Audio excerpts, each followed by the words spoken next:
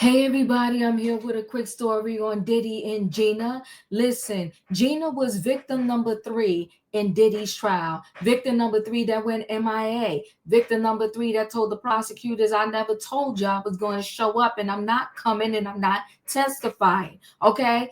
Gina, victim 3, she punked the prosecution and never showed up to testify in the Diddy trial. So although she didn't show up for the prosecution, she's showing up for Diddy because she just wrote a letter to the judge saying to the judge, you know what? Set Diddy free on bail. So a lot of people, well, I'm saying a lot, but a few of Diddy's victims, when he was trying to get out right after the verdict, they wrote a letter to the judge saying he's a danger to self, society, the people, the victims, and everybody. Okay? They said, do not set him free because we're scared.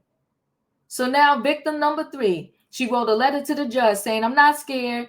I'm victim 3. Set him free. He's a changed man. Let me go ahead and share a screen so we can get into this story. So dear Your Honor, my name is Virginia, and I'm writing as a person identified as victim 3 in this case.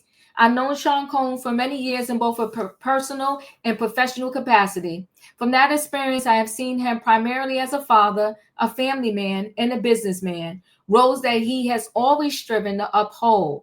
I provide this letter to share my observations about his character and to respectfully request that the court permit his release on bond while the case proceeds. I acknowledge and respect that Mr. Combs stands accused and that the court must weigh public safety and the integrity of the legal process. At the same time, I believe it is important for the court to have a full picture of who he is beyond the allegations.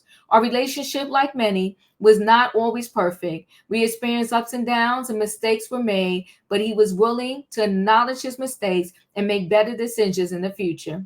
Over the years that followed, he made visible efforts to become a better person and to address the harm he had caused. By the time our relationship ended, he embodied an energy of love, patience, and gentleness that was markedly different from his past behavior. To my knowledge, he has not been violent for many years, and he has been committed to being a father first. I'm writing because, hold on one second.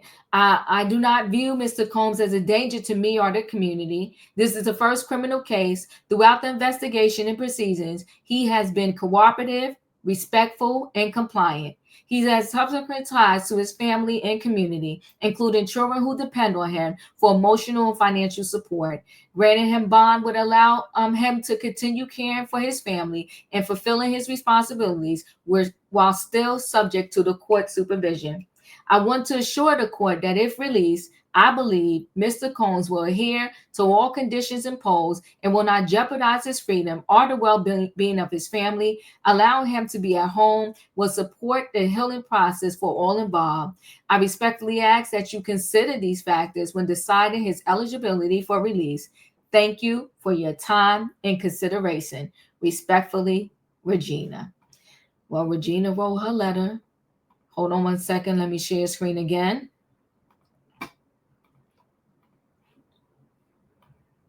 So Diddy's ex, Gina, has a change. He's a changed man, judge. Victim 3 wants him out on bail. So Diddy's ex-girlfriend, Gina, victim number 3 in a federal indictment, who went MIA in a criminal case, just went to bat for him in his bid to get out of jail pending sentencing. In new legal docs obtained by TMZ, Gina pins a letter to the judge in Diddy's criminal case supporting Diddy's motion for a bail. Gina says she's known Diddy for years and that she's mostly seen him as a father, family man, and a businessman, not a criminal. She says their relationship had its ups and downs, but says when Diddy made mistakes, he was willing to acknowledge them and make better decisions moving forward. Gina says Diddy became a better person, and by the time their relationship ended, he embodied an energy of love, patience, and gentleness that was markedly different from his past behavior. Prosecutors and the judge cited Diddy's violent behavior as a reason for keeping him in jail pending his October 3rd sentencing. But Gina says, as far as she knows, Diddy has not been violent for many years and has been committed to being a father first. Gina tells the judge she doesn't think Diddy poses a danger to her or the community if gets free on bail. She says he should be released from jail so he can care for his family and kids who depend on him for emotional and financial support. She also says if Diddy is released, she's confident he will follow all conditions. Diddy defense has been going back and forth with the prosecutors in a second attempt to getting Diddy released on bail, and the judge has yet to rule. Listen, I don't know how this thing is going to go for Diddy, but at least he, a letter from one of the victims. Will it make an impact on the judge? I don't know. Should it make an impact on the judge?